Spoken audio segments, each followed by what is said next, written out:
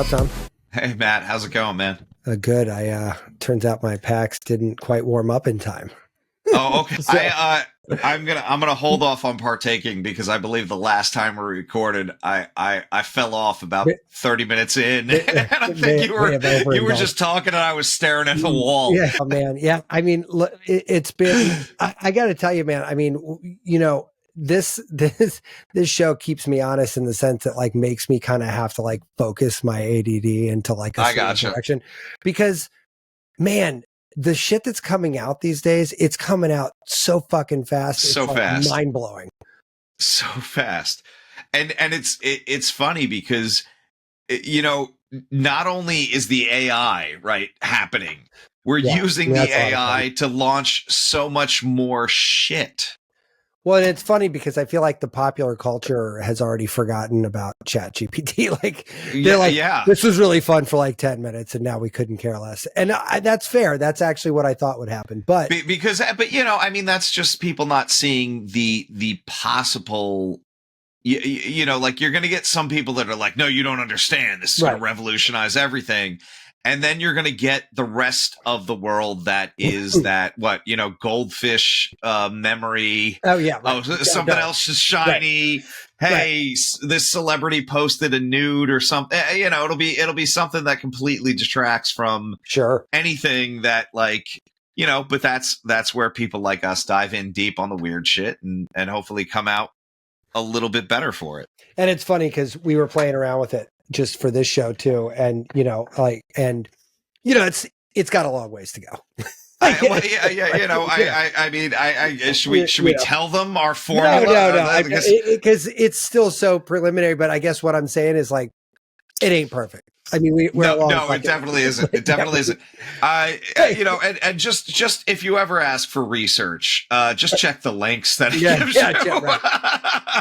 Well, that's the funny part about these professors. They're talking about this. They're reading these papers in college level, and they're like, what the actual fuck? I don't even know what I'm looking at. It's so off. Like, you're like, what? It's like, so clearly, like, it's too much for the college kids to just let this thing write the whole paper. Just to let it go. They can't just fucking proofread it and like, you know what I mean? Like they can't be bothered for any part of it. Just give me 1,000 words. I don't give a shit. Yeah, I could not care less about this at all. Yeah.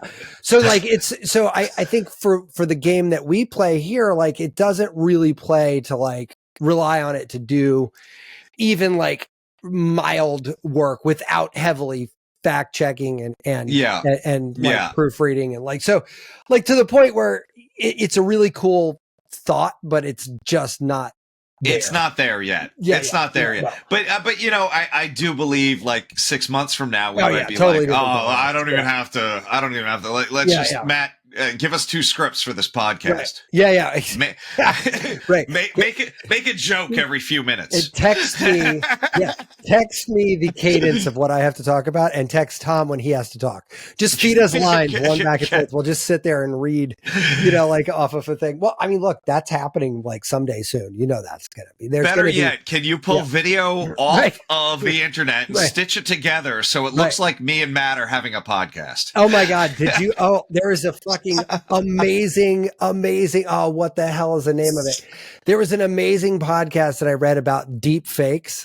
And holy fucking shit. It is absolutely bonkers. They have an AI that you plug into your podcast that's either video or just audio or even both. And you remove words or add words. Like instead of re-recording, you just fucking add it in. You just fix it. And it has enough voice pattern for your voice to do it, and it'll move your fucking lips on video, like to make it in sync. That's crazy. It's crazy. Like, you have to say to yourself, like, holy shit, if I can do that on this fucking dumb show, like what else could I do? If I was motivated to be like politically nefarious or like, you're already seeing celebrity porn tapes that are not them, I mean, God, that's just like, those are just the tip of the iceberg. It's awesome though. I mean, it's awesome in the sense that we're here, right? Like, and it goes back to show you know why we have any of that is because of fucking porn. They wanted to put Gisele Bundchen's face on some chick riding a dude, because that would sell a lot of pictures. Like, just get us one close enough and we'll CGI the rest. Yeah, right. That's what I'm saying. Like, they're like, this is like why we have technology. It's because of porn. All the technology we have is because of porn. You know what? I would say the urge to breed is so strong that's kind of the reason we've done everything. That's a fair point. We could totally. I mean, we might still be sitting in a cave eating raw meat if. So you know what? That's a fun segue into. We had a couple interesting things hit the radar. We had some, and like one of the things that like I just always strikes me as odd to hear out loud, but when you think about it, it's completely real. Is that hugging or physical contact, by extension, makes you healthier? Yeah. Like, but here's the funny part about that. Like, don't you think that shouldn't have to be said? Or it's so meaningless because you're doing that anyway that like it's just a random fact, like saying like, oh, you have to breathe to stay alive. Like they seem sort of like I would say it's part of the human condition, right? But I think on one hand, it's so innate to being human, right? Physical contact, right? I need to, and on the other hand, like we were pretty much starved for it for a couple of years, right? You had your little family group, you were locked up in your house, you weren't going out, you had that contact, but like, God, man, how many times do you fist bump now instead of shake somebody's hand? So the level of contact has changed so much. And all the neurotransmitters that are released, everything that happens in a hug, we grossly overlook the value of it, I should say. Well, yeah, and it's funny because people love like that oxytocin high, right? Like they're just like, oh, and you're like, great, how do you get this oxytocin high? Well, you touch somebody. You touch somebody else. Like, I mean, how else? Well, that's the big one. Like, so like, you're like, okay, so that's all I got to do. Like, I literally just got to touch somebody. You need to be in a community that values physical touch. Right. You just have to do that. And then, you look at the world now, right? And like, look, I'm a big believer that evolution is like the cure of everything, right? Because what we don't have and need, if we perpetuate, we need to invent, right? Like our body has to do it. So if the outcome of human condition post COVID means that we don't touch each other ever again and we just fist bump and it's virtual porn and little weird, like if it's just like totally hands off, like we'll need another way to do that, right? What was that movie, Judge Dredd? Oh yeah, Sylvester Stallone, and they didn't like even they had sex like in VR. Yeah, that's what I'm saying. VR sex and petri dishes. Yeah. I mean, so how do you get that sort of cuddly situation out of oxytocin? Like, I don't know. Yeah, how else are you going to do it? But I think it's the body needs it so badly it will invent another way to do that. Like, I mean, you might be like picking up like, inanimate objects and getting, and I think it's funny because I'm wondering, because we know that there's certain triggers. Like if I see you do something nice for somebody else, sure, I'll get a little hit. I'll get a little dopamine release. Yeah. Right. And I wasn't even in that interaction. I just observed it. Right. And so I'm wondering if watching it on TV or, we know there's some downsides to porn as well as I would say it's probably not all negative, but I'm wondering all there's plenty of drug users that aren't addicts. Within that, probably a horrible example there, but there are some people that take loads of ecstasy and don't have sex. Yeah, just happy rubbing a carpet. Oh man, I got to wall mount this monitor because the camera attached to it is just wiggling so much. I'm sorry. No, it's the same thing, man. Here, I'm in this perpetual construction zone here, so I'm looking to get out of that and have my camera permanently mounted. But yeah, it's just funny that so much of the world has turned into things we have to rediscover, and we are so dumb. We have forgotten so much that we require proof of shit we already actually know. Right. But 1,000%. Yeah. I watched some post and their little Instagram thing was all about homesteading. And they're like, oh, my ancestors looking at me canning and, having a sustainable garden and being like, oh, you guys are still doing that. And, oh, look at me. And it's like, yeah, that's another one of those things we probably should have never given up. Sure. It's like, it's not new, man. It's not. And that's what I'm saying. Like 200 years ago, you didn't need to tell somebody to hug somebody to feel better about the world. That just fucking happened. That just happened. Like it just, or at least it was like less weird. I mean, like it was ingrained. I'd argue 5 years ago. Yeah. Yeah. I mean, look, you're not wrong for a certain portion of the population for sure. But I just think that like, as we get more quote unquote advanced, we sort of have this mistaken identity situation, right? It's like we confuse technological advancement with human advancement. Advancement, yeah. Yeah, like, no, we are moving technology forward, but like people's emotional intelligence is like we're still lower here. than it's ever been. Like people are like just emotionally unavailable. Like I mean, look at this, man. And to my point, before COVID, if we were going to do a podcast, you and I would be sitting face to face. For sure. Right? Why? Right. Oh, because I don't want to run all the goddamn wires and then we got to do all this syncing and okay. The technology's here where you and I can just go to our offices, flip a, button and boom, we're in front of each other. Sure. Right. But and we saw that with counseling too, right? Across the board. Right. Therapy is online. Couple therapists I know don't even do in-face therapy anymore. Why? They don't have to wear pants. Yeah. I mean, like I'm making a joke there, but really, why when there's no commute, right? I mean, you could, somebody could be like, look, I'm dumping my car. Right. Well, I'm lowering all my overhead. I don't need an office. Sure.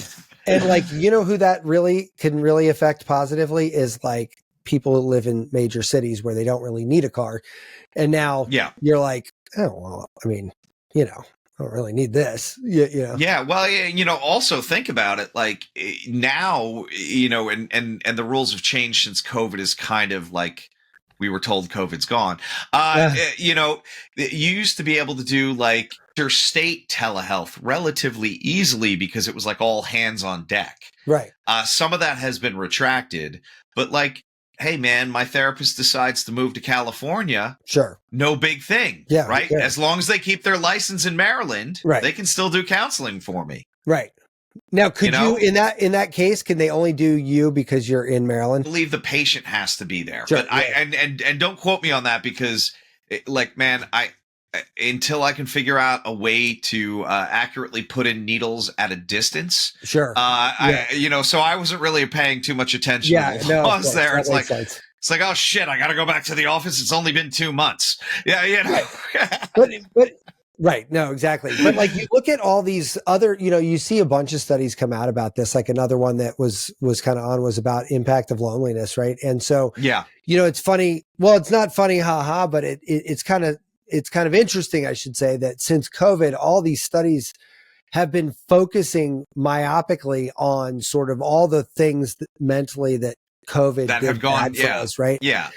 And like these studies are real, right? Like hug more, you're better. We're hugging less. That must mean COVID sucked and did that to you. And I'm like, well, hold on a second. It probably did. Right. It started that. But if COVID, as you said, they told me COVID's over for a while now. Right. And so like, I mean, I could go over, we could be hanging out in person and hugging all we want, but like we don't. So like, why not? So I don't know. So anyway, my point is they do all these studies. Like they had another one on loneliness, right? Like, and they've got one on digital. They've had studies on digital isolation and digital bullying and like all these things that really sort of blossom. Hit home when you were locked in your house. Right. Yeah. They blossom in that environment, right? Yeah. And I would argue that I think the focus on this has probably been because of all the mental health issues. And I mean, we could talk, we could do on a huge level, politically, globally. But really think about it, man. Even if you were okay during COVID, right? Let's say didn't have any friends or family that you lost, your job really didn't change too much. You were making as much, if not more money. I would argue that there was a mental health aspect that took a hit because you saw what was happening. Right. Sure. You know, and I mentioned that before. And I think it sits right now.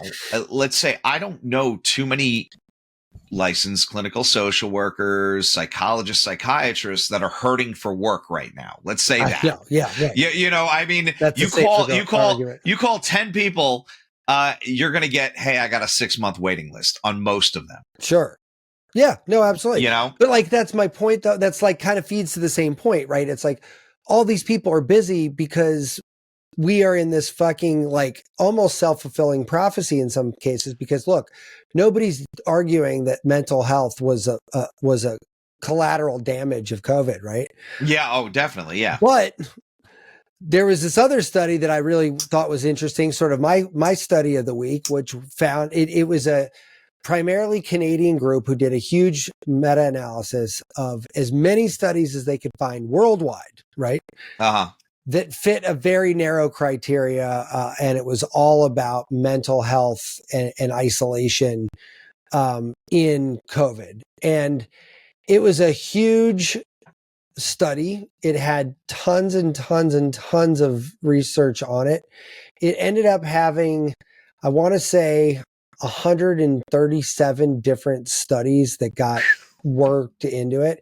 And it studied in the end over 90,000 families. Like it was like absolutely crazy, right? Like, and so when you look at that and the outcome was the exact opposite. Well, I wouldn't say the exact opposite. That's unfair. Mm-hmm. It found that mental resiliency and physical resiliency went up in COVID, like, and the mind's ability. It was measuring specifically like the mind's ability to be resilient to forces. Yeah, I would say resilience is just one aspect of mental health. So I see what you're saying there. Right. But like clearly no one was like, hey, this is fucking awesome. Yeah, you know. No, but you know what I think it did? And let me know what do you think about this? Before COVID, you're like, I don't know, a hutch for my dining room. It needs to be mahogany, got to have brass knobs, like all these things. You got all these criteria for it. And if you go to a store and they can't do it, you're almost like, oh, fucking these incompetent assholes. Like, are you kidding me? They don't have my fucking hutch with 87 specialty items on it. Fuck yeah. Or you're ordering it online and you're like, what do you mean I got to wait 3 days? Yeah. Right. Yeah. Are you fucking kidding me? I know gnomes make this in Iceland. I'm a Prime member. Isn't it not in the warehouse? That's like, 100%. 40 minutes away. Right.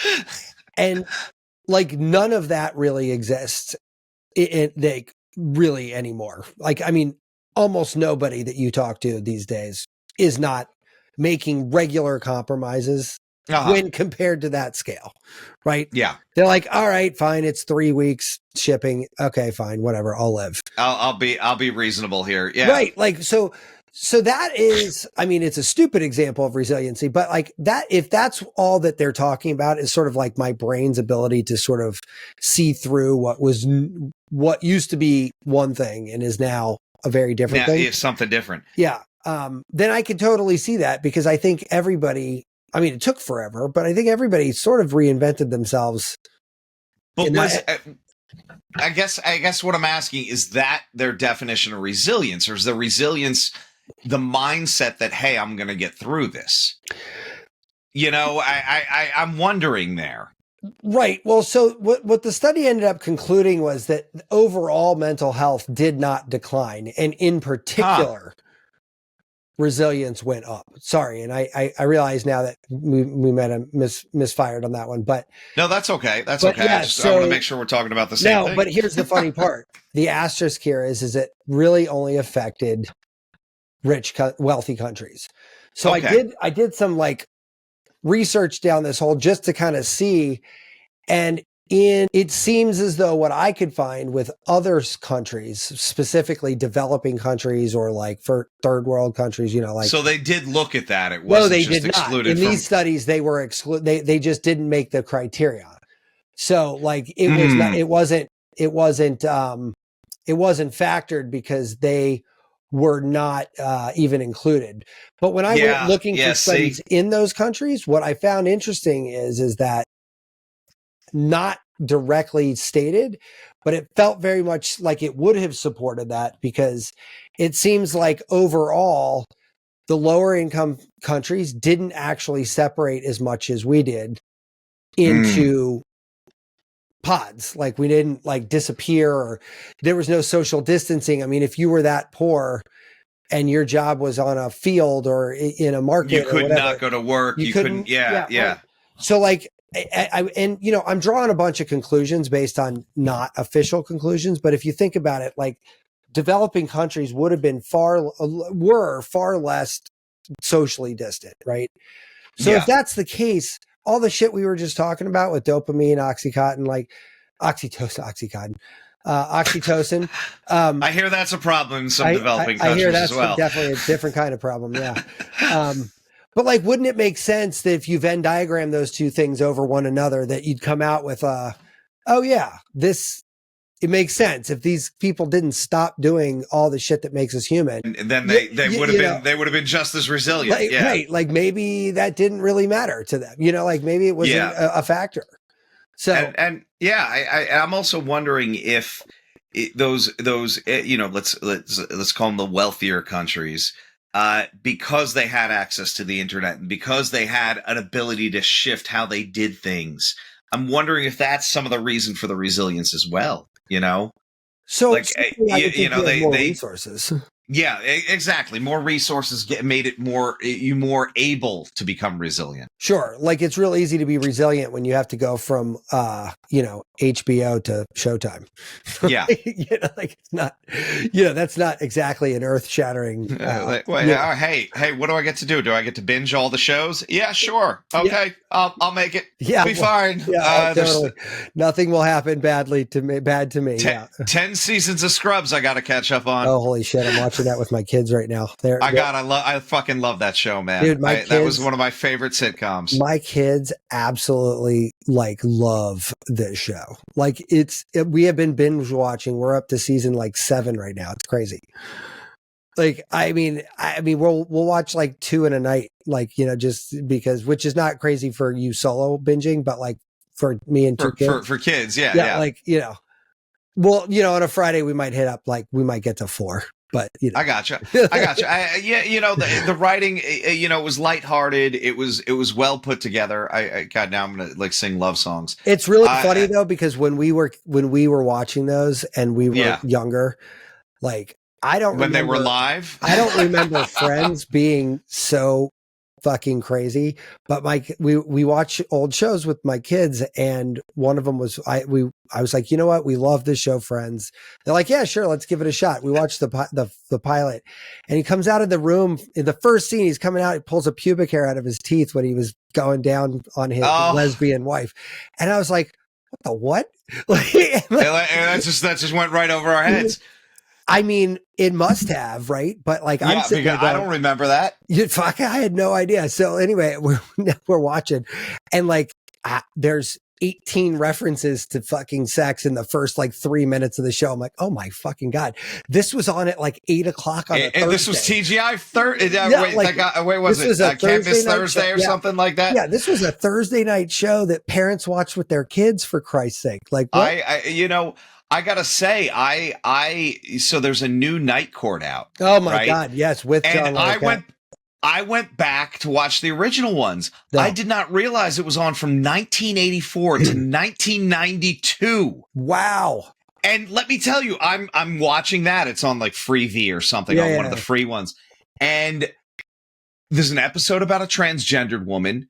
Yeah, granted, there was some off-color Gen X jokes. Sure. But it was very, like, the themes are like, you know, they're doing things not to get the Vietnamese woman deported. And, like, I'm like, this is super progressive for, like, the mid-'80s. Oh, it was really shocking. And also sad mirror to look in that we're still fucking fighting about the same dumb shit. The same shit. 40 years later. You know, it's like some producer in the 80s was like, yeah, this is a topic that we should tackle. Right, and but now we're still like, wait, don't use the same bathroom as me. Don't you think about that once in a while when you're like, what was it like for the person to put this forward? Like, was this revolutionary in 1983 to talk about a transgender? Well, it's so crazy. I think it depends on the voice, right? Because let's face it, remember all the NWA shit when that came out? Yeah. And what is it, 2 Live Crew? And now you're like, oh, that's soft rock. Yeah. You're like, that comes on between Kenny G. Yeah. It's like, what are you talking about, man? Oh, man, some of this shit. Yeah, it's crazy. So yeah, it is funny though. We're dealing with the same nonsense. Same fucking nonsense, right? Which is exactly why these studies, like, I laugh at, because I'm like, somebody gave you money to study what happens to my brain when we give each other a hug. Now, look, I'm a dork. I want to know what's happening in Hey, man, I'm in for it. Yeah. I'm in for it. What is it? Let my tax dollars go to that. Yeah. What is it? Your pituitary gland and hypothalamus and like getting all kooky with brain drugs. And I guarantee you there's a whole cascade. But I don't need to actually, I mean, what makes me funny about, crack up about this shit is like, so much of these things are like, well, I mean, thanks for just telling me that, but I mean, what? No shit, Mr. Harvard PhD. Wow. How long did you spend on that again? Like, I'm just curious, like what, how much time? Right. Yeah. No. You're going to tell me hot dogs are bad for me next? Yeah. Next, you're going to tell me that heroin and a Marlboro Light are going to kill me. Like, yeah, that's probably a thing. Right. So the other thing I wanted to talk about, dude, why in the fuck we've been yammering about cold showers and shit for years. Yeah. But like, what triggered the onslaught of cold showerness lately? Like, it's like kind of in more than a couple places. I mean, you can't, and it's funny because the cold therapy, right? There was a really great article written called "The End of the Rice Method," which is like rest, ice, compression. Yeah. Right. And there was some pretty good research against ice for post injury. Right. Okay. You don't want to shut down the circulation. Yet that never kind of went away. And what I think was going on was this really cool thing where they weren't looking at the whole picture. Right. So maybe for your busted up knee that's all swollen, 24 hours and then don't put any more ice on it. But the therapeutic effects of being exposed to cold in various methods, right? There's similarities and there's little nuanced bits in there. I mean, we kind of, no pun intended, threw the baby out with the bathwater on that one, right? It was like it kind of went away. Well, no one wants to go outside and get cold. Why? It's cold. It's cold. Why? I'm comfortable going from my heated house to my heated car to my heated job to back to my heated car. Sure. Yeah. And it's funny too, is because like, and here's another example that I think we know more than we think we know. Yeah. Because the first time I ever did cold plunge was at a spa that had a cold plunge, a dry sauna, and a steam sauna. Yeah. And they were all, and then a hot tub. Boom. Yeah. It was four stops. Like you could just go boom, boom, boom, boom. I got in up to my knees and like felt my heart like stop. I was like, oh my God, this is fucking cold. So I got out. I sat on the deck for a minute. I jumped back in. This time I went up to like mid calf and I was like, oh my fucking God. Yeah. Like this is so cold. I was like, you know what? I'm just going to hit this steam shower real quick. I run over to the steam shower. I get in there and I'm doing some like sort of like tree pose and just balance stuff, just kind of getting the blood moving. Right. And I'm like, you know what? I'm going after it. Go back there, jump in. Now I'm up to my belly button. My balls are in there. My belly button's in there. And at that point for men, you're pretty much committed. Once you cross waistband, you're in. You're committed, right? And for me, that sort of T-zone on my back is sort of like, I think actually more sensitive for me. I'm not sure if you have that same thing. I think and I'll say this, the cold plunge more so than the cryo. Right. But yeah, once you feel that heat coming out of the core of your body, it's a different game, you know? No, absolutely. But here's what I found interesting. The very first time I ever did that, granted, I had this unique opportunity of geography of these, different modes, right? Yeah. But my body just knew that was the right answer. Like it said, get cold, then get hot, then get cold again. And then, you know what I mean? And doing that back and forth. And now we come to find out that like, that's absolutely valid. Like that's actually, that makes sense. Yeah. That makes sense. And I'm like sitting there going, all that I did, was trust what my body was telling me. That's it. Like I didn't try to push back on it. I didn't try to judge it. I didn't try to like read too much into it. I'm like, my body was like, no, I want this now. And I was like, yeah, great. I'm going to give that to you. And this intuitiveness, it's always funny to me that we've kind of like lost some of this intuitiveness, Well, I think that's what we're kind of saying here, right? I mean, that intuitive thing has disappeared and it's been replaced by, oh, so it is better for me. Tell me exactly why. I want to know, chemically speaking, why is this better for me? I'm like, so this might be geeky stuff and great, but at the same time, like, isn't just knowing it, like you already knew this was better. Like, why do you need proof? You know what I mean? Like, I mean, there's certain things I need proof about, but certainly, like for example, proof about psilocybin, like that's, yes, we could say it felt great, but like we do want proof of that. Yeah, and I think when we talk about this and we talk about basic research, right? We do that not because we like, oh, that feels good. We should look into that, but because like why it feels good could also lead down other avenues, right? Sure. So, can we mimic that with something else, not to replace things? And I've said this a ton of times to you, man. Like, I feel like a lot of the things that we do in my clinic are replacing things that would happen if we were out in nature more. Sure. And it's almost like we're get back to that. Technology is going so freaking fast right now. We almost need the proof of the validity of natural things. Sure. It's like, oh, we got to eat organic. Well, no shit. Grandma did. Why? They were putting shit on their vegetables. It's now, I will tell you along that line though, where science does really come in handy every once in a while, right? Yeah. That's why we got to keep our mind open to both here, right? But they found forest bathing. We were talking about that, right? Yeah.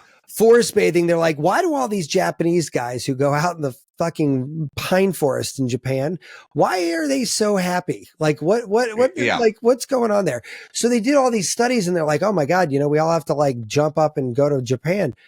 Well, then somebody was like, well, wait a minute, hold on a second. What if we just threw some like really good essential pine oil into an atomizer and really blew it up. Yeah. And as it turns out, it works exactly the same way. The only difference what they found out is like it was the pinene in the actual, the terpenes that we now talk about in cannabis, same thing, like, right. But the pinene that was literally, you're breathing it in off the pine trees is the same shit that gets extracted from the oil and you're breathing the same shit in. And so all those like things that happen in your brain when that happens happen the same way. Your brain doesn't know the difference. Like we just react like that. And so like that feeling like, oh, this feels good to be in a pine forest. I'm literally, as we speak, breathing in pine and frankincense, like in a, it's like a 90-10 mix that I make with, I feel like that frankincense really lifts the scent up. Frankincense has some real amazing properties too. I mean, we use it in Chinese medicine. Clearly, it's not from China. It is from the Middle East. It is another tree resin. Antibiotic, antiviral, and to mix that with a pinene for mood sounds pretty damn savvy. It's great. No, it's fantastic. Yeah, no, I love it. And like, but here's the thing. That's another one of those things where you're like, you try a bunch of different things. Like I've tried eucalyptus in there. I've tried Rada lemon oil in there. I've tried a whole bunch of different like versions of this, but this is the one that I kind of like. This is the one that hits for you. It centers me. You know what I mean? Like it feels, and here's the thing. It is predictable. Like every time I put this thing on, it has the same effect. Now, psychosomatic or otherwise, at this point, I couldn't care less. Like, well, but even if it's like almost like a Pavlovian, like you've been trained the response, you're getting the response, right? You're still salivating, and when you hear smell the bell. that thing, you're like, and I'm good. All right, cool. Everything's a little bit better now. Everything's definitely better now. Yeah. So, but yeah, I mean, so anyway, that we could go on forever on this, but I do like that these things, the themes are coming. If you're paying attention, we're starting to see that, like, okay, great. Looks like there was a couple things that didn't go great.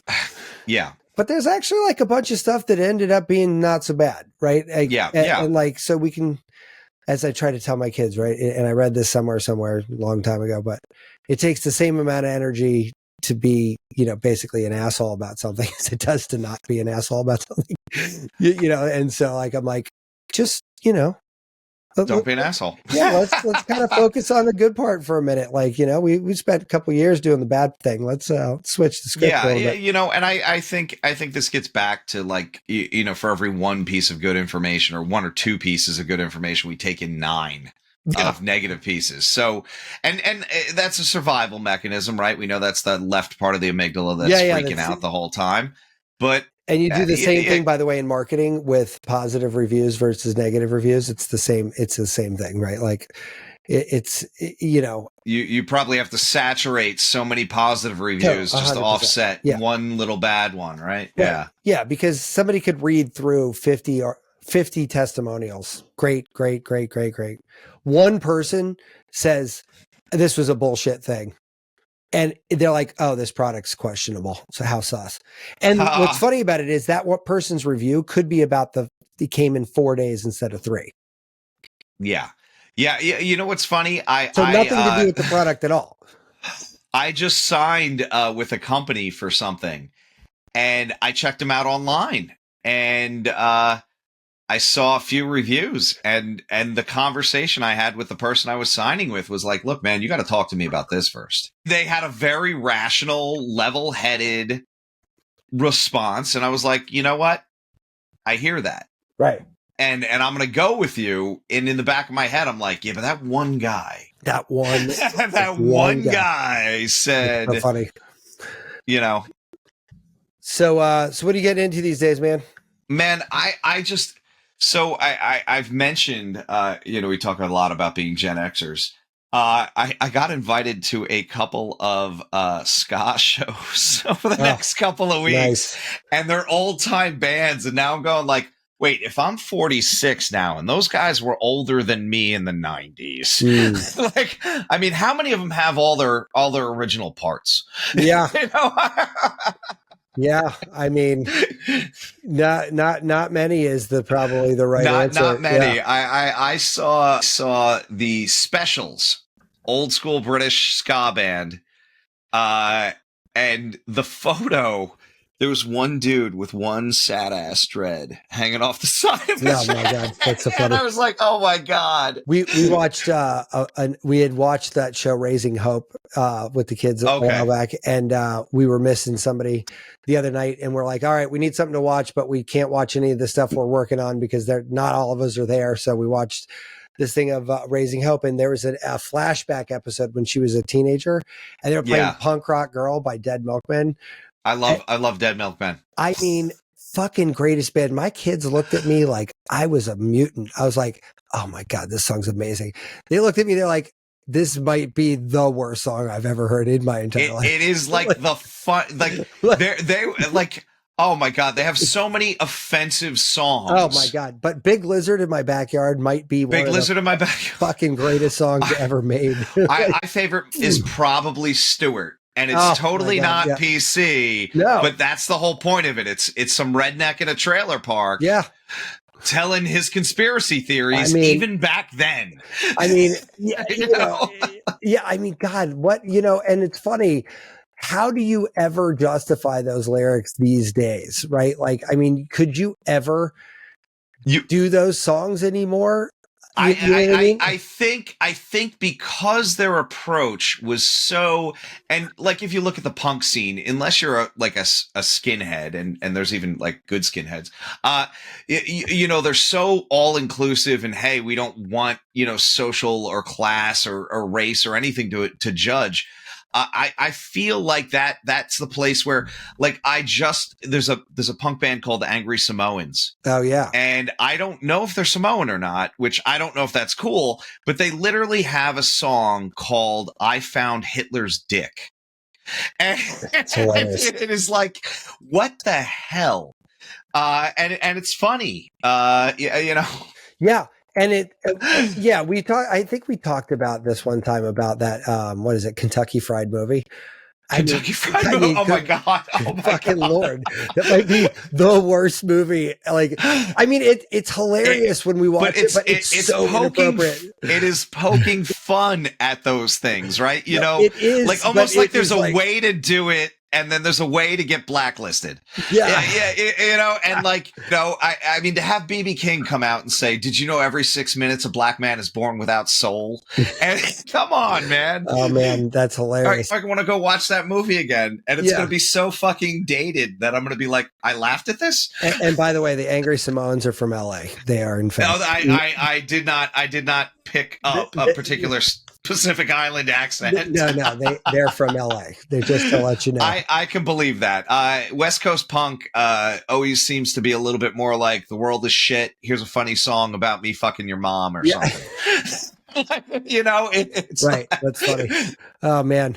What are you getting up to, man? I didn't ask you. No, so I'm geeking out in color right now. I am on a color feng shui little rabbit hole at the moment. Oh God, is this has to do with your build out? Yeah, your you gotta make a space, right? Like, so what kind of space am I making? Like it's it's a thing. I don't know. You're into Chinese stuff. How much does feng shui pull into what you guys are doing? Right? So this is the kind of cool thing about let's say Chinese philosophy as a whole, right? We have 5 elements, we got 8 principles, these kind of things. And it's all about acupuncture. If you look at Tai Chi, if you look at Xing Yi, if you look at Bagua, all these internal martial arts, those are it, right? We have 5 fists in Xing Yi. Xing Yi means mind-shaped boxing, right? And it's all about these different elements and how they interact. That's Chinese medicine. That is flower arranging. That is music, right? They don't have the name. I mean, you'll know that better than me, but they don't have the same major minor scale, right? Poetry, right? Here's how we get balance, and it's a mix of these. Even in Japan, the tea ceremony has to have those elemental representations. So feng shui and feng shui really means wind, water, right? And it's a balance of those, right? So the principles, and this is kind of funny, where this is another thing that kind of got lumped into the new agey market, but some of it is like, don't have your desk with the back facing the door. Yeah, that stuff. Somebody's going to scare the shit out of you. Yeah. It's like somebody's going to come in. You're not going to know they're there. Like it sounds like, why? Because the chi hits you in the back. Yeah. Yeah. Do you get the shit scared out of you? Yeah, no, absolutely. Yeah.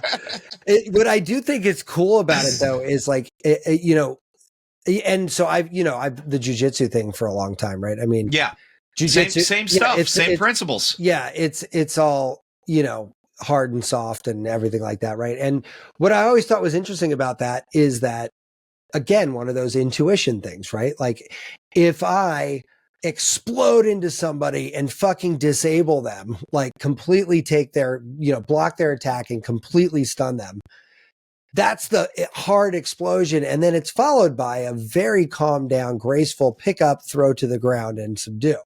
Like, you know what I mean? Like that part, it's slow. Like, I know it happens real fast, but in your brain, for people who've practiced it a bunch, it's not fast. It's really fast and it's really slow. Yeah. And you're just like moving around. And I'm like, now I think that's intuition because I've done it for so long, but I do think that I got better at it because like my body wanted to get better at it. You know what I mean? Like, it's like, we already knew how to do this. It's trained. Right. Yeah. It just wants to get better at that. Right. And so this color thing is the same way, right? It's actually in the feng shui area, and I don't know enough about this to like do a show on it. But if you look like the way they look at it is like, you know, green was like regeneration and renewal. And I'm like, and it's the springtime, it's the liver, it's it's like, upward and outward growth. Yeah. But I'm in creative space. So like for me as like an all the time situation, because I'm not going to repaint my walls every season. Right. Like, so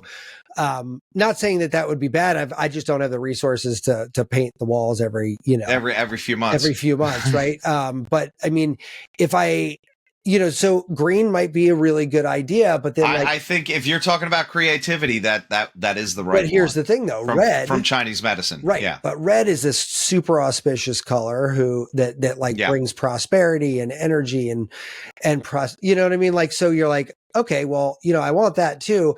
And then, so it doesn't become like I can't paint my room all in red. Right. Yeah. Oh yeah. Because, I would do red and green because then it's like fucking Christmas town. Yeah. But like, so here's the thing though, what I've been like processing in my brain, I was like, all right, well, what if there was like you know, and I know blues are more sort of subtle by the hue in feng shui. So like kind of the darker ones are, you know, the vitality ones and the you go more towards the kidneys with that, and that's more essence. And then lighter ones, you know, like, so my point is like if you had like a mostly green but kind of played in the spectrum of it, and then you had some red pops in there, you've got this like vitality. You're getting growth, what you want, but you kind of keep like a undercurrent of energy, and it sounds kind of woo woo, but when in my mind when I'm like playing through it, like, all right, I walk in, I see a couch with like red throw pillows, but it's in house plants and on, you know what I mean, and all this stuff, and I'm like, yeah,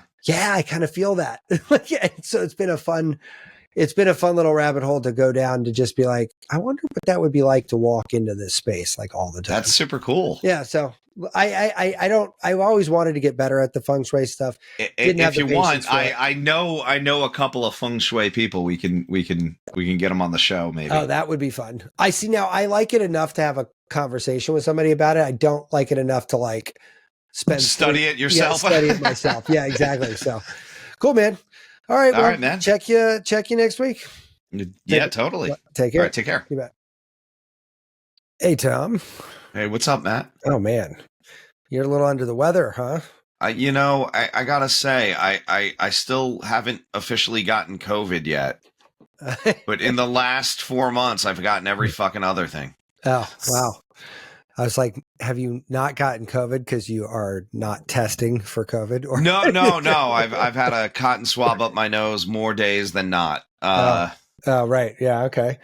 Hundreds of dollars in COVID tests. Oh my God. We actually stopped buying them because I'm like, I can't spend $25 every time I have a stuffy nose, you know, and even if I test positive, what am I going to do? Like, I don't really. Yeah, you know, and that's the thing, right? I mean, if you're relatively healthy, these newer mutations are much less aggressive. They just kind of, you know, you just kind of feel like crap for a couple of days, which is a hell of a lot better than, you know, death. So I guess I'll take it. Yeah, I mean, but even so, like, let's say it was the old school COVID, right? Like, what are you going to do? Yeah, COVID, like. What are you going to do? Everyone's back at work. Like everyone's out and about. My kids and then you just look weird, right? You know, they're like, oh, you're the one that's going to die from this. Well, my kids are in school and they're not wearing masks. So that means everybody literally that has a kid is doing whatever they're doing. Just, you know, there's not a whole hell of a lot that you can do about it. It's at this point. So yeah, it's, and that's the crazy thing. I mean, you know, my mother-in-law came to town, and somehow she came down with COVID, right? So basically we turned our house into a COVID ward. Yeah. And all of us were testing every day. None of us ever had it. Great. But, you know, then the kids go to school and the school's rule is like, well, if you have somebody in the house that has it, I guess you got to wear a mask. Yeah. You know, for how long? 5 days? Does that 5 days seem fair? Would you going to push back? Would you be okay with 5 days? Yeah, no, it's a hard and fast rule. Like maybe until Friday? What is it, Monday? Like, how about till Friday? Right, exactly. Yeah, so I mean, look, officially, I don't think I've had COVID either, but I haven't tested in a bit.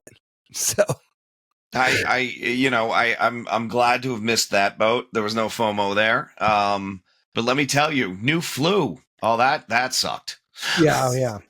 New flu took me down. And it's funny because like when I heard somebody sick and I was like, oh, you got COVID. They're like, no, I tested negative. I was like, and it's the running joke. Oh, I forgot there's other diseases. Like it's like, I I forgot who it was. And this is kind of like, of course like in the back of my head, I didn't say anything, but somebody goes, oh, so-and-so just died. And this was in the throes of COVID. And I'm like, oh shit, COVID got another one. They're like, no, horrible car accident. Yeah. I was like, oh, what were they doing out? Oh my God. Why were they out of their house? Yeah. Yeah. It's like, people don't die from that. No, you can't get run over by a car. What the hell? Oh man.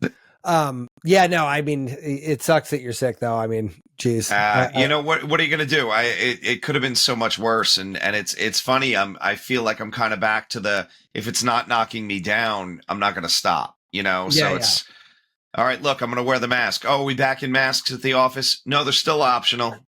Yeah. You just don't want what I'm selling today. Yeah, you don't want what I'm selling today. Exactly. And it's funny because, I mean, they asked me if I was I got on a plane recently and somebody asked me, are you going to wear a mask on the plane? And I'm like, well, I mean, I guess a KN95 offers you a little bit more. Yeah. Yeah. But like mostly the mask thing is only if these people are courteous enough to not want me to get what they have, which has not been my experience with humans. Yeah. I mean, that's the thing, it's always the person with like snot dripping down their nose and like all over their sleeves. That's like, hey, I'm going to sit right next to you. Yeah. Like, I mean, let me look at you real close while we're talking. Yeah. Right. Any way you could get closer. Hey, let me ask you, we touched on this before, but like, we finished this conversation here is, what do you think of these salt inhalers? I know that like by itself, halotherapy or halotherapy, I think like that, sitting in the salt. I mean, you have one at your place, right? We got a great one. People love it, Yeah. I've sat in yours before. Yeah. And the whole idea, I guess, is what you're inhaling salt and it's killing what's in your lungs, right? Well, it's doing a few things, right? So it's pulling fluid out of the mucous membrane. So when they're inflamed, they're going to make more mucus. It'll dry out mucus because of the same thing, right? It's pulling water out of that. So, and then certain bacteria, I wouldn't say viruses so much, but certain bacteria have water in them. And when the salt hits that, it'll dry them out and kill them. Wow. So it's gonna kill stuff that's local to that tissue. It's not gonna kill everything. Sure. It's not gonna get it's not gonna get systemic. Yeah. Right. But yeah, I mean, and certainly I've had salt inhalers at home before too, which I think are kind of I'm mixed on those. So a friend of mine suggested, and I'm not sick or anything, but he was getting sick or he felt he was getting sick.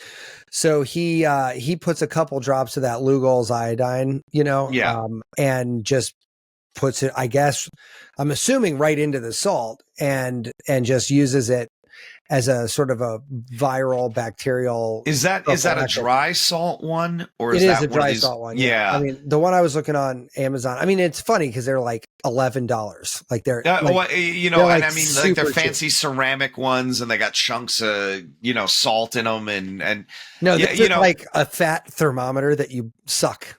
Okay. Yeah, like it's we got to breathe with it, Yeah. It's funny. I was looking into like, oh, look, I might as well brand and import products that kind of mirror some of the services I have. And I was looking at bringing in one that literally,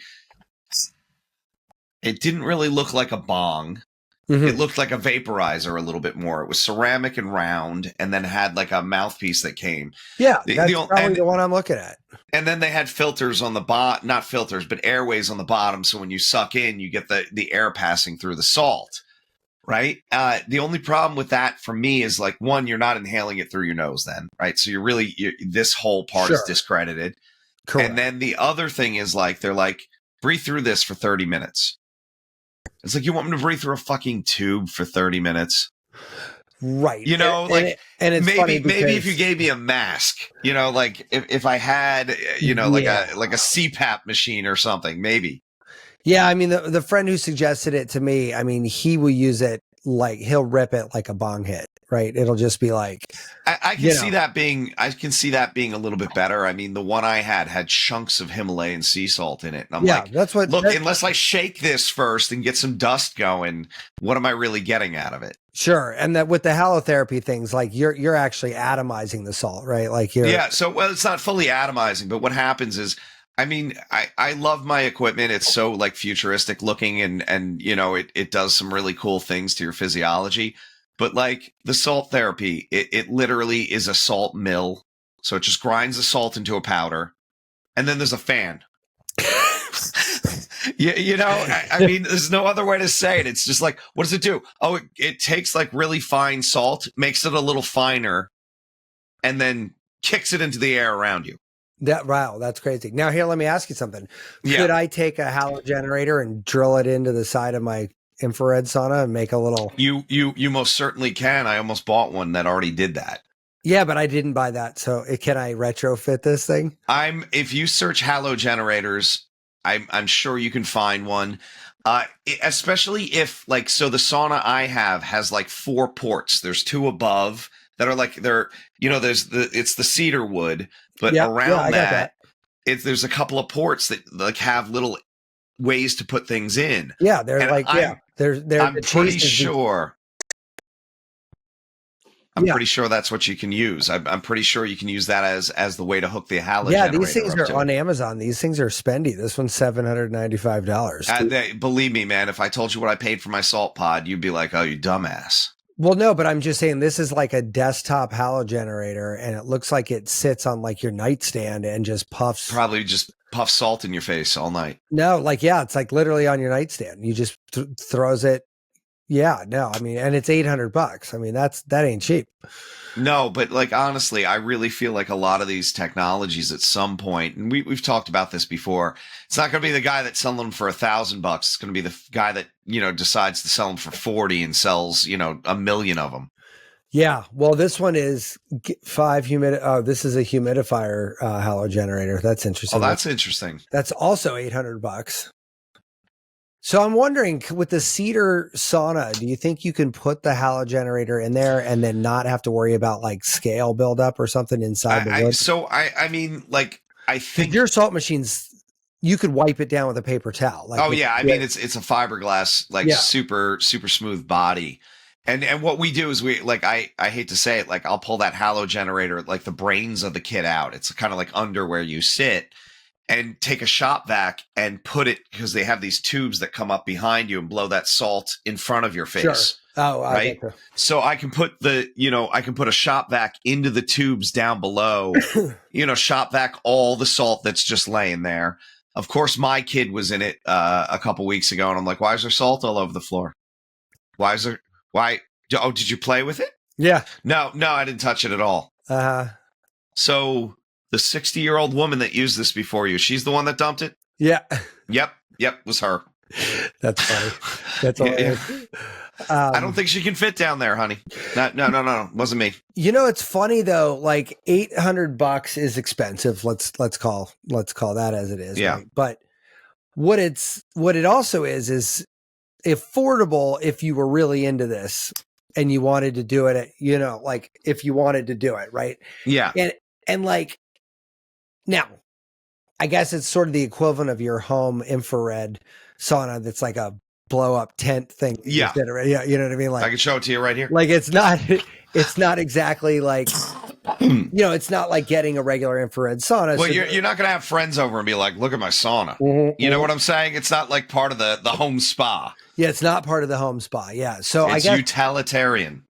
So like you wouldn't utilitarian. Be making, utilitarian, but like I've got, limited space, as I suspect most people do. Yeah. And for me, I can get a halo generator that's like this big, like a foot tall by like 6 inches round. And I could bolt it to the side of this thing and put a tube through it and blow a bunch of salt around in there and like really double down.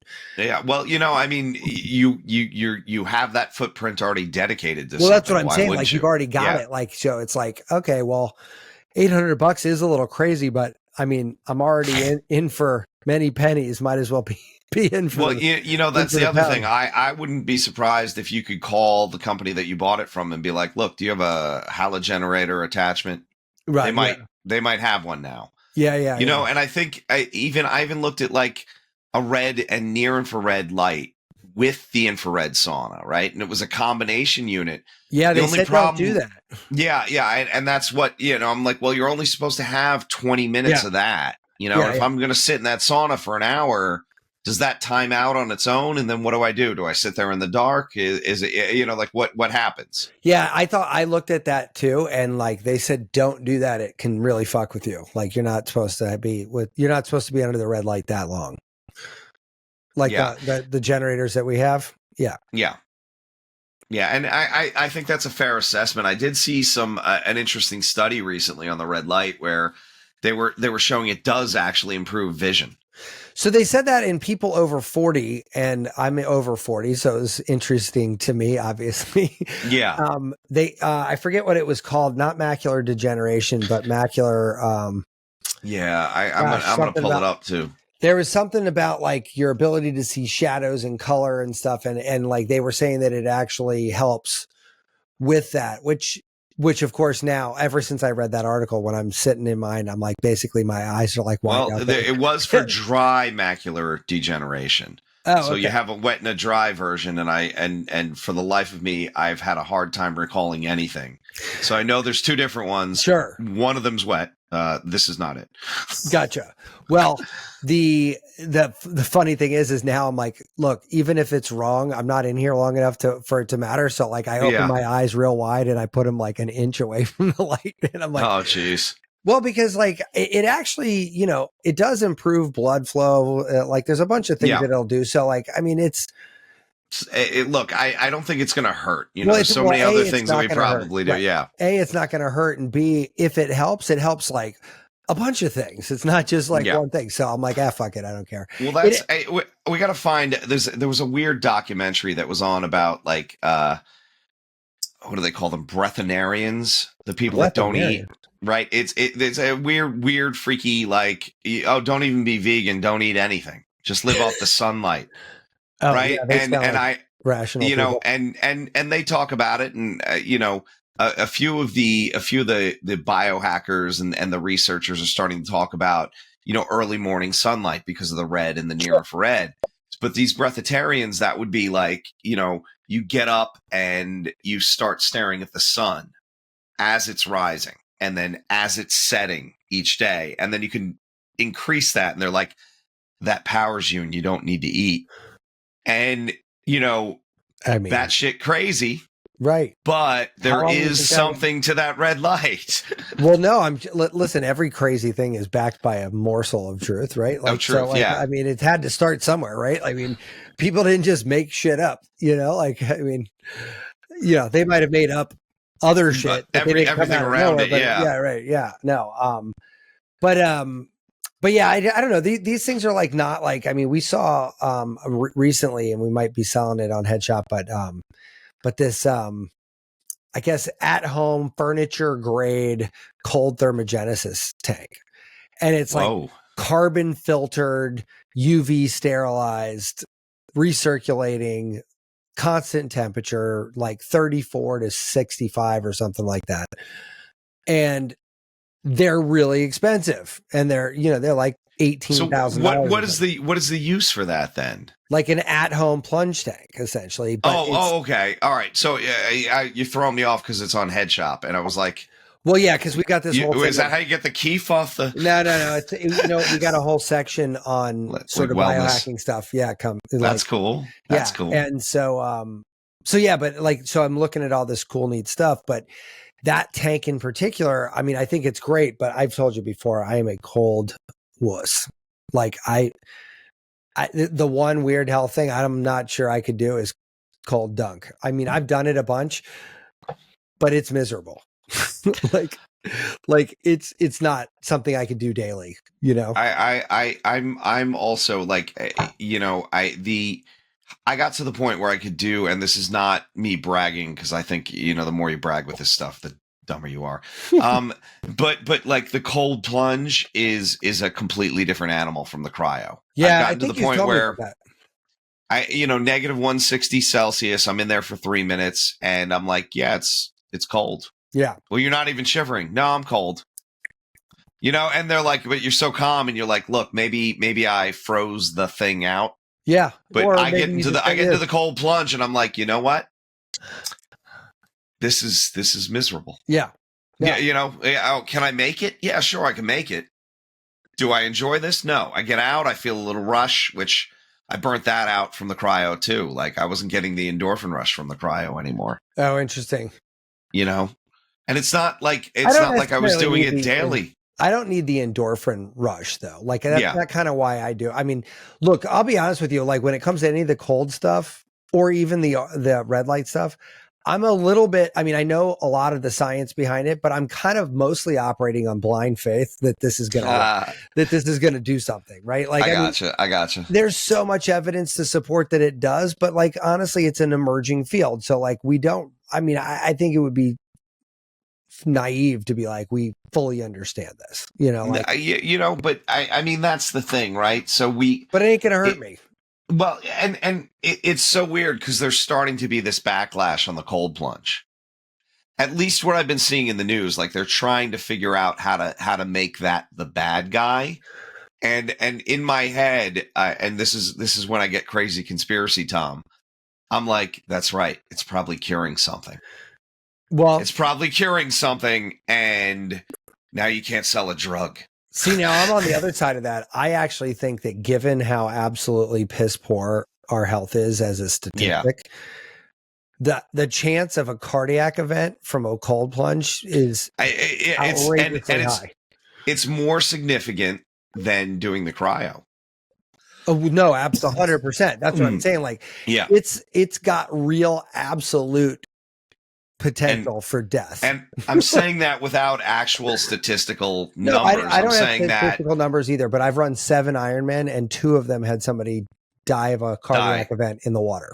Yeah. Now, and somebody probably in like prime health too, which is always I don't know. Kind of crazy. Well, I mean, they're doing an Ironman, so there's I'm saying they didn't stop at McDonald's the day before the race. It's and I'm not knocking people that eat McDonald's. We can food shaming, and I don't do that. Yeah. I'll shame you for other shit. Yeah.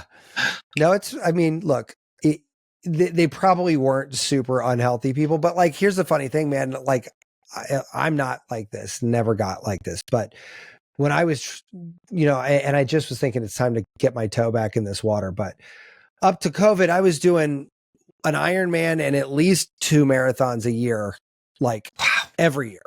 Right. And I'll be honest with you, you meet a lot of fucking kooky people doing those things. Like there's, like I never took it seriously, like to the sense that I was like, I live and breathe and blah, blah, blah. You know what I mean? You got the sticker on the back of your car? I do. I do have a magnet on the back of my car. The magnet. Sorry. I can't commit to a sticker zone, But my point being is like, I don't know, like getting this bent out of shape about stuff, is a little bit crazy. But anyway, my point is when you jump into water that's super cold, in the first one, I don't know what the water temp was in the second one, but the first one, the water temp was like 31. Jeez. Like we're all in wetsuits, obviously, and that's helpful, but it's still a wetsuit. It's still not. Yeah. I'm sorry. No, take that back. It was 31 outside. It was like 50 something water, like low 50s. Yeah. So it's fucking cold. It's cold outside. It's fucking cold in the water. It's fucking cold, period. Like there's no relief from the cold. You're cold everywhere. And then, when it's 31 outside and you jump in water that's, I don't know, 50, 52, whatever, your feet are like ice. Instantaneously ice. You're like, oh man, this sucks. And so like, look, even though that dude they were both guys those dudes were in presumably decent shape. They jumped in and done. Yeah. I don't know that is normal in a lot of, red light therapy poses, I would say, close to, if not zero risk of a cardiac event, other than coincidentally happened while you were. I happened to be standing there, right when it happened, and that's when it happened. But there's no like you're not putting your body into a state of sudden. I don't know what the dysbiosis or what the right word is here for this, but you're like instantly missing. You're instantly phase shifting to something else, like instantaneously. It's so weird, It's so weird that happens, and how we're that subject to it. Yeah, So these are kind of like at home things that we've been talking about, but I wanted to recently came across my orbit, if you will. Yeah. That a client of mine is going to be able to print human hearts. And like my brain kind of exploded. And well, first of all, that's not true. First of all, I was like, you're full of shit. That was the first thing. I was like, yeah, sure. And we're the last generation to die. We've heard all kinds of fun stuff. And then I dug it back and we kept going deeper. And as it turns out, this is probably a true story. And it's probably fucking one of the most incredible things I'd ever heard. Because, well, there's so many reasons why. I mean, obviously, but perfect fodder for something to talk to you about. So, yeah. But let's just skip into the prelude here. I've got a heart disease. I've got, and any flavor of heart disease. It doesn't congenital, acquired, whatever. And no big deal. Just gonna print you another one. Swap this out. And swap it out. And, I'm sure there's some nerves that have to go in there, but fundamentally the heart is just a pump and it's connected to hoses. And that's that. Well, honestly, that's the crazy thing with this technology, right? If they can get the stem cells to differentiate the right way. Correct. You don't have to worry about the fibers in the septum conducting impulse, because they can print that. They can print those, the Progenkin fibers, I believe. So here's the interesting question, right? Like, so for that, if you were, because at its core, that's what it's doing, right? It's telling a stem cell to kind of go a direction. So once it's chosen, we push it into the heart direction, right? And and now, does it sort of need additional stem cells to say to we're the nervous? Well, now we're going to need some extra. I do not know morphology well enough to even answer that, let alone that's a crazy question. How do you get, because we've seen images of like rats with human ears grown on the back of them, which is all kind of creepy and weird anyway. Very creepy, very weird. But like, what are you going to do? You're going to grow it on the backs of pigs? That'll be even grosser. Yeah, right. Is there a less gross way to grow ears on? Other human body parts off another animal? Like, how do we do that? Can we graft that on a horse? Yeah, man. Oh man. But I'm wondering how it all works, because I think. So to be clear, I don't know how that differentiation works. These hearts would be printed, like not grown per se. Right. Yeah. So and therein lies the dilemma, right? How do you get the individual fibers? But here's the thing, like, let's go back to the stem cell thing for a minute, right? Like at a certain degree, there has to be genetics involved in this process, because you're going to need stem cells to start out with, for sure. Like that much you need. And then they start to differentiate. But what is, but I think if you print, like, and we could be way off here, but I mean, what if you printed the structure of the heart and then let the biology grow around it kind of thing? I'm wondering, because it's a weird question, right? So those cells differentiate based on epigenetics. So you might be right where you print the shape of it, those stem cells are naked, but then you give the patient's epigenetics to it somehow. Right. Basically reading the DNA script in the right tone and dialect and all that stuff. So here's the question, right? So right now, the price of this is going to be about, they say $250,000, but I think more is probably going to be rational once this all comes out. Now, I think I know a bunch of people that wouldn't even consider this a problem. Not that it wouldn't bankrupt them possibly, or not, but the only thing separating me from a whole new lease on life is $250,000. Yeah, I'll find it. Well, look, Matt, because you said that, and immediately my head went to, I wonder how much a heart transplant costs. Yeah. Right. So we're talking in some cases well over $1 million. Is that true? 1.6 million before insurance. Wow. 1.3 to 1.5 million. Wow. And welcome to the greatest country in the world. Sure. But you're saying replacing a heart is going to be a quarter of that. You're not going to have somebody waiting on a list, right? So they're not going to be taking up space in a hospital. Sure. The savings become exponential when you break it down into all the additional things. Is there going to be less heart medication, right? So here's the thing. What there is absolutely less of, there's no anti-rejection drugs. Because this is, so you're not on immunosuppression the rest of your life too, right, which is going to keep you healthier in the long run. Right, which will give you 1 million benefits, right? So this is interesting, right? Okay, now none of this is here yet. Now, whatever the timeline is, some tradecraft here. I'm not, but the timeline is not forever away. And it definitely is not. But it's not tomorrow, right? And so it's somewhere in between. But here's the thing. This same person said that the technology would work in all of your other organs except your brain. Like it won't work in your brain. Oh, yeah. I mean, that's an interesting one. So, and we've talked about like Upload and a bunch of others, before, right? But here's where we let's throw a pebble into the wacky pond here about this. Like, what is my motivation? Like, think about all the things this topples in our world, right? Yeah. Diets, who gives a fuck? I don't care. I'll be 5 million pounds. It does not fucking matter, because I'll just keep swapping shit out. Like it doesn't. You just redo a whole new body, right? Once you start putting on weight. And well, I mean, I could smoke cigarettes if I can pop in a new lung whenever I feel like it. Yeah. What's the difference?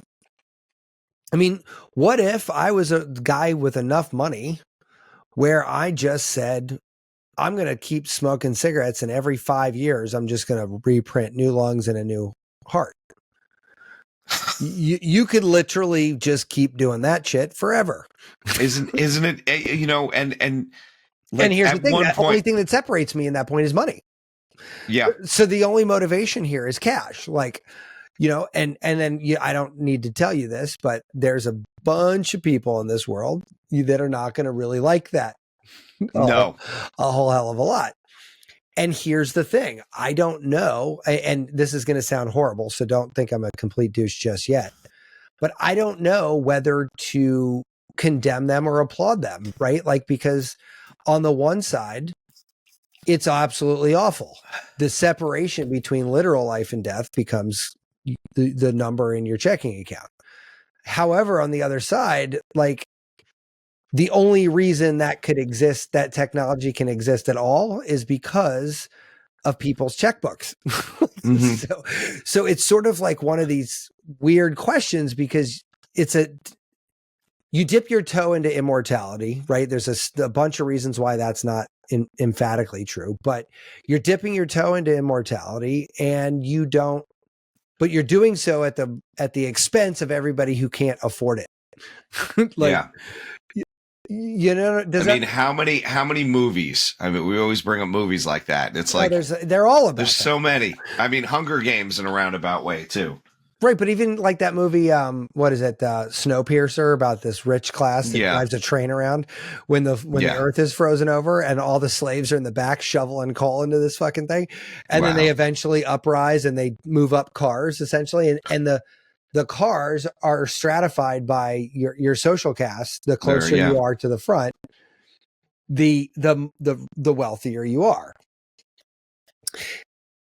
It's like literally one of the main themes of writing.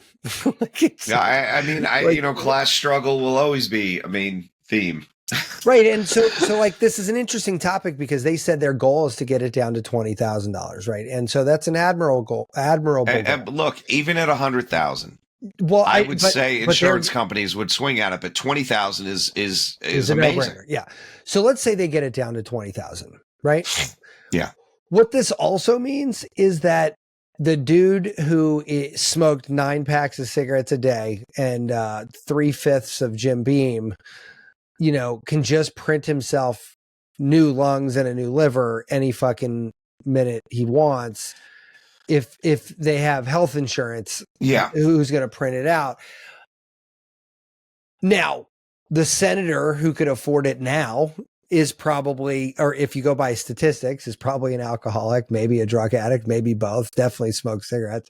Like, like you're going down the list of things they probably definitely do some freaky shit he wants to ban. Yeah, correct. Right. And so like, does that person deserve it any less just because they happen to be richer? Fundamentally, they're the same personality, right? Like they're not, they're not very different in that regard, but one has a ton of dough and the other one doesn't. And there you go. Well, yeah, it's funny. Have you ever seen these things pop up on the internet where they're like, what is both a sign of being poor and a sign of wealth?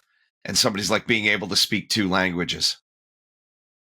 And it's like, sure. You're either an immigrant or you're wealthy enough to go to a school where you would learn a second language. I mean, that's an interesting way of looking at it, actually. But I mean, to your analogy with like, look, I got this smoker drinker who's like, we could say wasted his life. And yet I got this politician that's also doing it. Yeah. Just which one of them is not worthy of it because of the, so maybe they're both. And so here's the thing. It's kind of like, okay, what happens when that is $20,000? You can basically extend the life of everybody on both sides of that equation in one version of reality for much, much longer. I mean, quite frankly, I have absolutely nothing to back this up, but there would be absolutely nothing surprising that if that technology rolled out for heart, lung, kidney, liver, we'd pop over 100 instantaneously in average lifespans. Yeah. Like instantly. Like it would happen overnight, right? And 120, 130 would not be crazy. Like you know what I mean? Like, because I mean, your heart and your lungs slowly going downhill, and your liver, if you're a heavy drinker, going downhill. These are the things that cascade into other things, right? Like they move about your body, right? And it becomes a systemic failure, one cut at a time, right? Mm-hmm.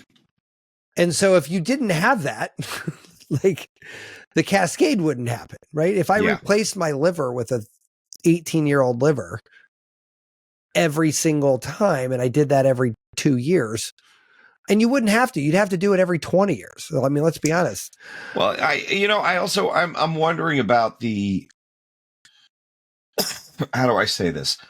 Like, yeah, okay, the liver might be healthy. The heart may be healthy, but no one's replaced those arteries. You know what I'm saying? There's going to be other issues. But what I'm saying is like, arteries are it's PVC pipe compared, like it's dumb compared to everything else, right? Like but unless you can replace those as quickly, I put a new ticker in some shitty arteries. It's like throwing a giant pump on a hose that's made for like or a straw, and now I've blown out the damn thing, right? Sure. So I'm wondering on the other end there, and this is kind of a bizarro twist there, but like if I ended up taking somebody who was prone for a stroke but also needed a heart transplant, would you have to somehow be able to fix the arteries before you drop that brand new Corvette engine in there, Interesting. Well, here's where the heart thing gets interesting, right? So the congenital defects of the heart. Yeah. What they're trying to figure out right now is, could we CRISPR out the congenital gene? At the same time that we replace the heart with your own stem cells, thus making it a non-issue. Fixing it, yeah. And did you see that article of that woman? I think she was a teenager who got injected with a spliced version of her own genome to take sickle cell anemia out. I think it's cured her like that day kind of thing. Because because the sickle cell, and I can't remember exactly, but I feel like it has something on the energy pathway. Like I feel like it makes you really tired. So it was an adaptation. It was a really kind of clever mutation that kept people who got malaria in Africa from suffering. In what way? How did it help? So how does malaria work? It stops. Oh God. So yes, you lose oxygen, but you're not getting an infection that attacks the red blood cells. Oh, I see. So I feel like I'm getting this all wrong. Man, we should not. I should not be allowed to have a vape pen. Yeah. Well, here's the thing, though. They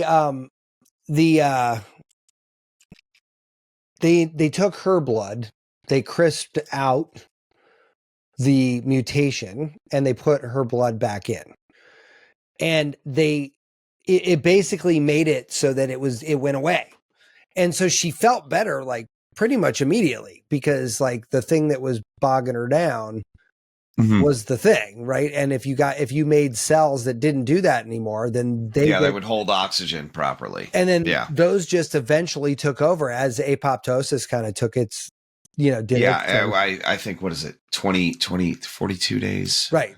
God, now I don't even remember. Right. So as soon as those things die off, you've got basically like the right version of it, right? And that was mind blowing. And I know it's got a very narrow scope. 110 to 120, man. I'm sorry. I'm way off tonight. Days? Days. Oh, gotcha. Okay. Well, still 120 days later, that's 4 months. You're new. Yeah. Yeah. But here's what I'm saying. Like the Venn diagram of possibility starts to get a little freaky deaky here, right? Like, so I get a heart transplant. I'm on fucking no drugs for it. And, my arteries might be clogged up. Actually, I have a family member who had a heart attack at 37. And he's alive still. Then he had another heart attack 2 days later. Jesus. Yeah, still alive. And they pulled him apart, dug into him, like all this other stuff. And turns out he has a genetic mutation that basically makes cholesterol clogs out of non-food related issues. Oh. So he's got clogged arteries, has nothing whatsoever to do with his diet at all. Yeah. And so that is pretty negatively affecting genetic mutation, because he's got to be on statins for the rest of his life, right? I would agree with you. Right. Not good.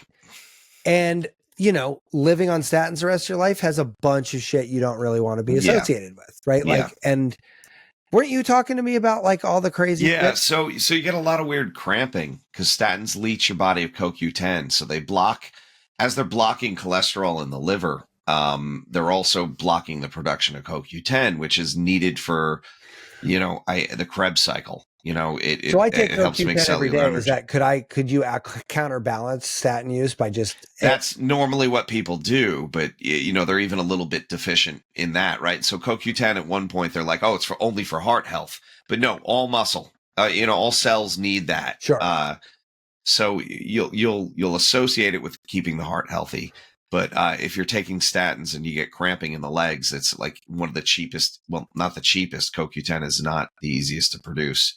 But it's a non-prescriptive way of kind of tackling the cramping. Oh, I gotcha. And it's funny, the CoQ10 I have is like a natural food, raw CoQ10. And I actually have been meaning to check out what the dosage of it is, because every once in a while, do you ever want to check in on your supplements just to kind of make sure? Every once in a while, I just put everything on. I'm not taking anything for a week or two. Well, I've done that. I just came off of that, but I actually have to look up what the latest science is on dosing for CoQ10, because I know that what was it? I had a client once who used to do smoking cessation, and one of the things he did was mega high dose alpha lipoic acid. Yeah. 1,200 milligrams of alpha lipoic, like crazy fuck you dosage of it. It's not cheap. So that's not true, man. I got a bag of alpha lipoic acid powder from what's that supplement company that's got like just it's a white label. Bulk. Yeah, bulk. No. Yeah. Bulk. Yeah. Dude, it was like $30. Like it's nothing. Maybe I'm wrong. And a quarter teaspoon of this stuff was basically like half a day's dose that you'd put in like your morning. And I use it in my smoothies. I haven't made a smoothie in months because of this construction project, but like when I'm making smoothies, like it's one of the key.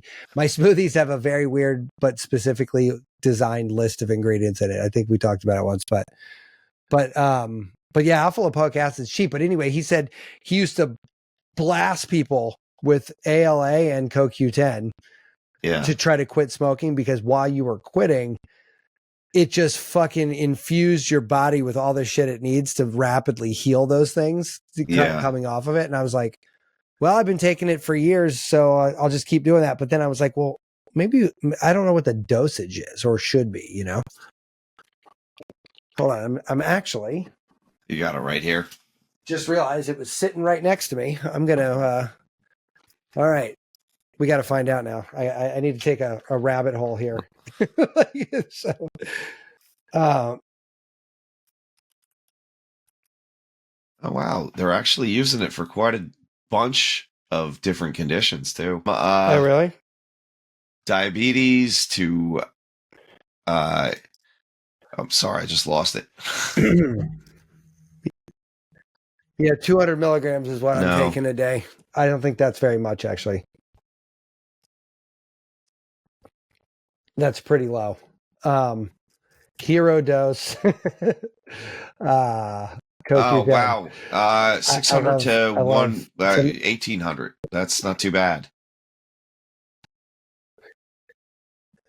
So I'm only taking 200. So you gotta triple that. So that's exactly why I wanted to look into it again. So rookie numbers. Which is fine, yeah. Rookie numbers, yeah. Oh, it's funny. This one has a whole thing about statins. Oh, the CoQ10. Yeah, that's funny. Or is that the alpha lipoic? Yeah. No. This is the CoQ10. I was just, it's all there. You're right. There's a lot going on here. Yeah. So this is what I love about it. And you know what? It's funny. I don't think we've talked about this before, but you can get real complacent with this stuff, right? Like, I mean, I'll go deep dive into something like, you know, when I got really into red light, right? I went obsessive compulsive, like checking out all kinds of different things.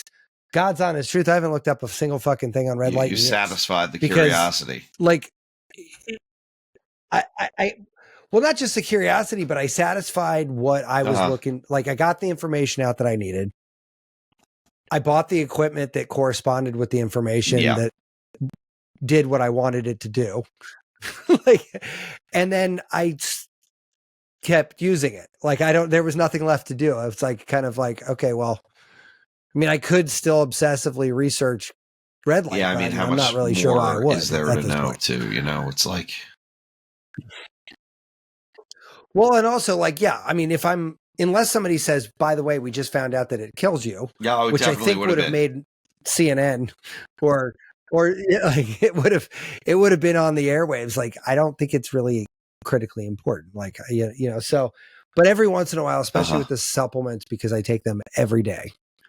You know, I don't do red light every day. I don't do sauna every day. Like, you know, I mean, but supplements are daily. Like, if shit needs to be dialed in, it's good to kind of take a peek at that every once in a while. But like, so, I know we've talked about this several times, but man, I think that so many questions that we have about health these days are going to come down to ethics and what does it mean to do what we can do, right? Because, and I think it's a topic that keeps making me interested in it, right? Like, what happens if the only people that could live to 200 are a bunch of rich douchebags? That's probably what's like, let's call it a spade. That's probably what's going to happen, right? Like, I mean, like, and we don't have to like that. Well, you know, that's probably how it's going to go. Yeah, all signs seem to be pointing that way. And that movie with that movie Timeless that we were talking about, right? And even if you look at the Twilight series, right, you wonder how these vampires generational wealth of or the vampires lived in these nice houses. And he's like, well, if you lived 400 years, you know, and that got me thinking that when you Venn diagram that on this, you're like, all right, well, if you did have, I mean, our idea of wealth accumulation happens in a scale of 80 years, give or take, right? Like it's built on a formula that you're only going to live to 80. And I want X number of dollars to do X number of things. Like, okay, well, here's the formula. You live to 80 and we'll back into everything else, right? But if you live to 120,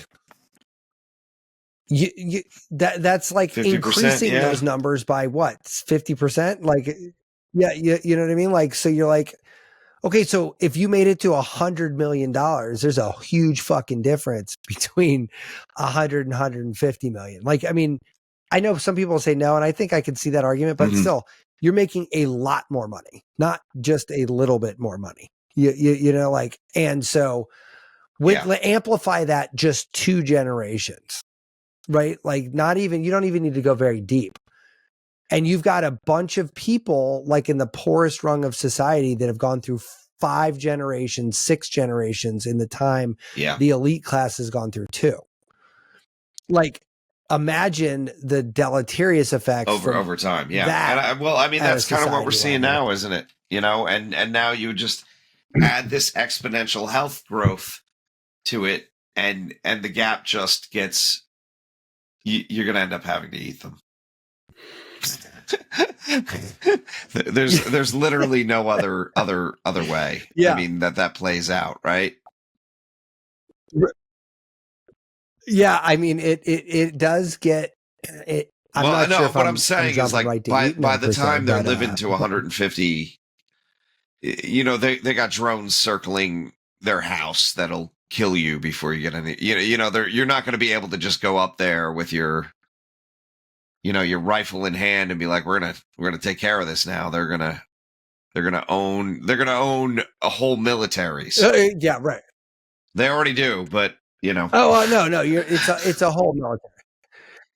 Well, I mean, look, in that movie, they had like 1 million people walking around them at all times. You walked outside, you quite literally had 100 people in a circle around you, like a fucking cloud, because the only thing that could take you out is another person. Like, you know, there's nothing else. Right. So, but yeah, I don't know. I mean, look, I hate, it's one of those things where you just don't want to be right.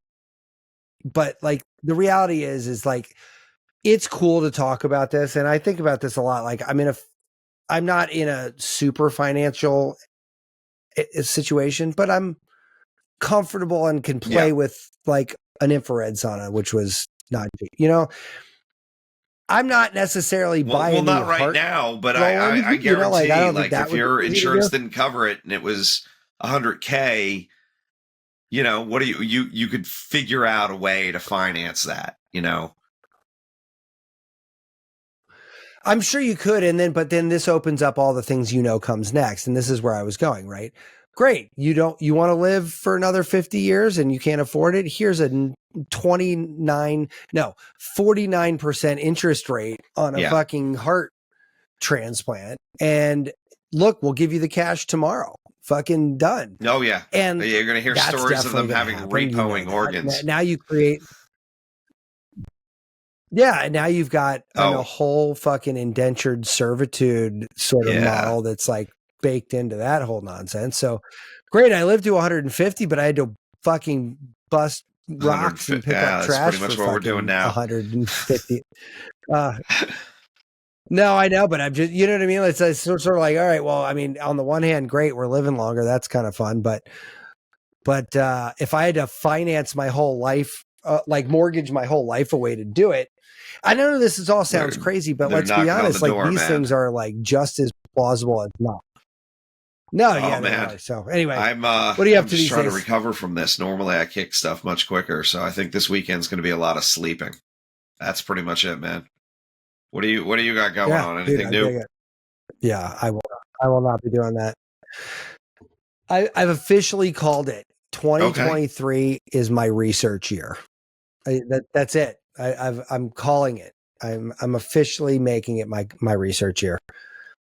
I think there is a tremendous opportunity that's about to be afforded to people who can figure out how to think really, really wide and stitch together a bunch of random tidbits from a bunch of different places.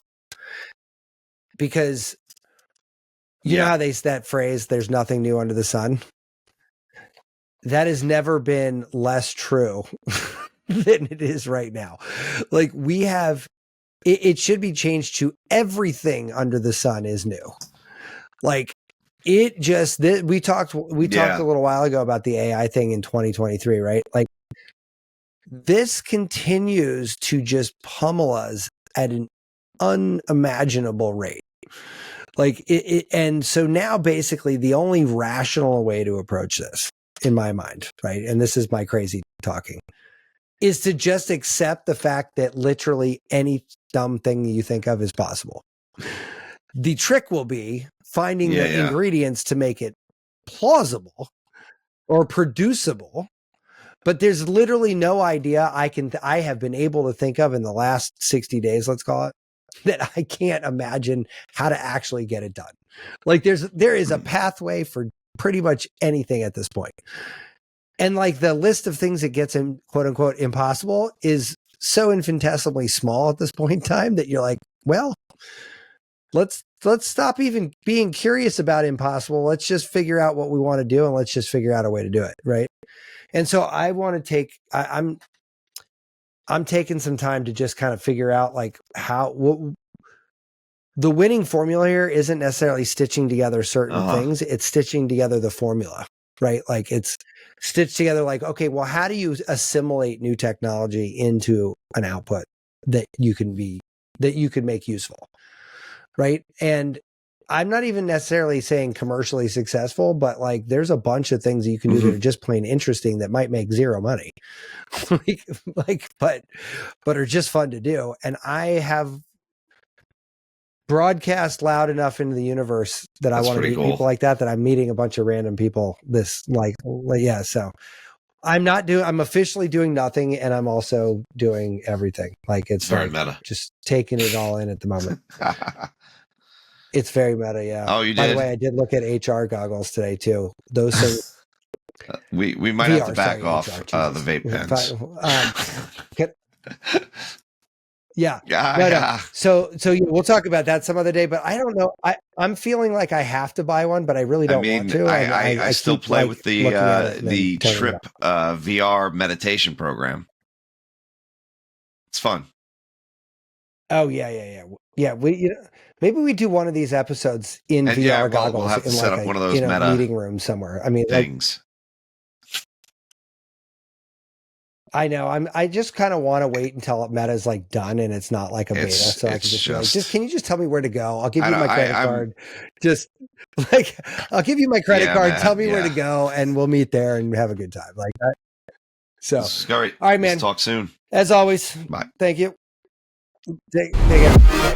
Be subversive, irreverent. Health is wealth, but you knew that. Everybody knows that. But so is following us on social media at Irreverent Health. And check out our website for more exclusive content at irreverenthealth.com. Oh, I like this. Thanks for tuning into this episode of Irreverent Health.